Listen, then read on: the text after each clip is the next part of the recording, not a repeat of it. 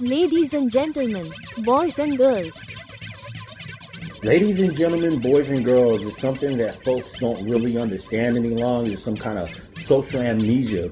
Social amnesia is the collective, societal forgetting of the past, wherein modern culture and economic systems erase historical and critical memory.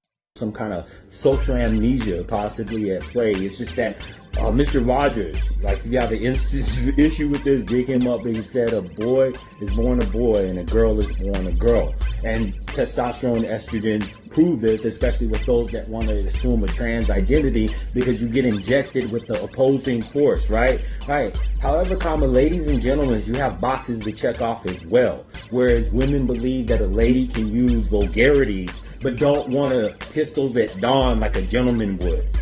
No. Disrespect pistols at dawn. That's how gentlemen get down. So this whole thing about, well, why does it always go to violence? Why is it that when women say they want equality, some guys' first thoughts are, oh, so we can hit you guys now? Equal rights equals equal fights? Why was that the first thing you thought of? You know?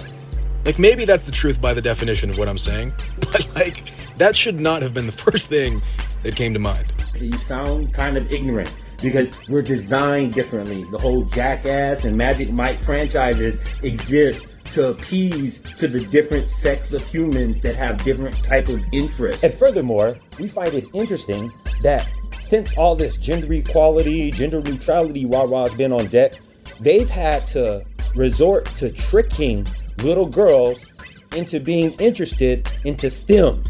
Now, the other day, some feminazi was in somebody's comment section going on about bugger because of women workplace harassment. However, it was one of those random people who don't know how logic works and the path of it. Because she skipped from us talking about little girls who don't have a natural affinity for mathematics and science being tricked into it by having images of them being put in a children's book. And fair is fair, totally with it. It's just that little girls don't know that there's workplace harassment. Do you understand? Like in your elementary schools, primary and secondary or whatever, and carry on, elementary, junior high, middle school, and then high school now, right? Everybody's equal. Everyone in the class for mathematics and science, and girls don't just jump at that opportunity. But the thing is because we're designed differently. Males are more logical and pragmatic, and when you say that, you get a lot of gruff from chicks who are being emotionally irrational to not understand the complementary species were literally designed by nature to not be equal. That means the same. That's what equal means. You can look it up.